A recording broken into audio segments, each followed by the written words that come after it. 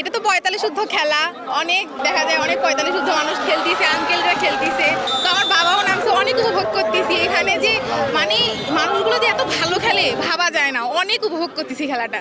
45 ঊর্ধ্ব বয়সীদের যে ফুটবল টুর্নামেন্ট সত্যিকারে অসাধারণ। আমাদের আজকে আমরা যারা মাঠে যাদেরকে খেলতে দেখছি তারা আমাদের জ্যাঠা, চাচা, কাকা, অনেক আগে তারা খেলেছেন যখন আমাদের জন্ম হয়নি। আজকে তারা আবার এই 45 ঊর্ধ্ব যে টুর্নামেন্ট চালু করেছেন সেটি সত্যি আমাদের জন্য, যুবকদের জন্য, কিশোরদের জন্য একটা প্রেরণা। অতীতের কথা মনে পড়ে যে আজকে আমরা সেই ছোটোবেলায় যে বল খেলতাম, অনেক জায়গায় খেলে বেড়াতাম, সেই কথাগুলো আজকে মনে পড়তেছে। সেই সঙ্গে আজকের যে এই সমাজ ব্যবস্থার যে পরিবর্তন, যে মানুষ যে ফেসবুকে আসক্ত, সেই জায়গা থেকে বেরিয়ে আসার জন্য আমাদের এই মাঠমুখী করার জন্য আমরা এই যে 75 স্মৃতি পাঠাগারের উদ্যোগে যে 45 ঊর্ধ্ব যে খেলোয়াড়দের আছে, আমাদের এখানে 70 বছর পর্যন্ত খেলোয়াড়গণ আছে।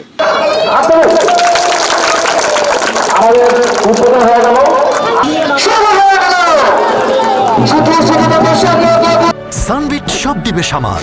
সানবিট ম্যাজিক প্রেস ডিশওয়াশিং এর মাথা ঘোরানো সলিউশন। আমাদের দাঁড়িয়েপুর একটা ঐতিহ্যবাহী জায়গা। এখানে আমাদের একটা সম্প্রীতি, হিন্দু মুসলিম এবং ছোট বড় সিনিয়র জুনিয়র সকলের সাথে সকলের একটা যে মেলবন্ধন আছে, এই মেলবন্ধনটা আমরা খেলার মাধ্যমে এটা প্রকাশ হবে। আমরা এখানে সবাই আমরা এই খেলাটা উপভোগ করব এবং আনন্দ করব, এবং এখানে শুধু খেলে আমরা নয়, আমাদের পরিবার আস্তে আস্তে দেখা যাচ্ছে যে আমাদের পরিবারের সবাই আসবে। আগে যেমন খেলাধুলার একটা প্রচলন ছিল, হ্যাঁ, এখন বাচ্চা কাচ্চারা খেলাধুলা থেকে অনেকটা পিছিয়ে গেছে। বিশেষ করে ফুটবল খেলার সঙ্গে খুব একটা গ্রামে আর কি এটা খুব একটা ইয়া নাই, শুধুমাত্র প্রদর্শনীর ক্ষেত্রে বা বড় ধরনের বড় পরিসরে খেলে, কিন্তু গ্রামে খুব একটা এর প্রচলন অনেকটা বিলুপ্তির পথে। আমরা জানান দিতে চাই যে অন্তত এই ছেলেরা আমাদেরকে দেখে অন্তত একটা শিক্ষা গ্রহণ করুক। 75 স্মৃতি পাঠাগারের আয়োজনে দাঁড়িয়াপুর আমানুল্লাহ উচ্চ বিদ্যালয় মাঠে প্রীতি ফুটবল খেলা অনুষ্ঠিত হতে যাচ্ছে।